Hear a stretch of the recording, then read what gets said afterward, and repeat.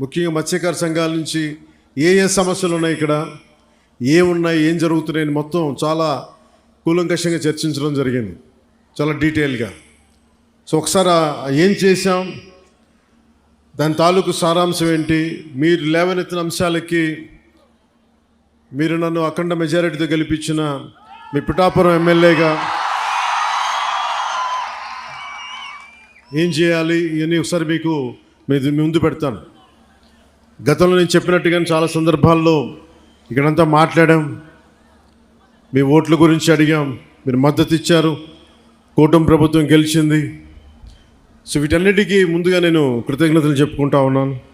దాదాపు 7,193 మత్స్యకార కుటుంబాలు దీనిని చేపలని పట్టడం అనేది ఆధారం చేసుకొని ఉన్నారు.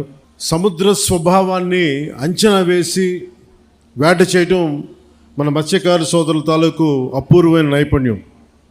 అలాంటి మీకు అండగా ఉండటం మా అందరి బాధ్యత.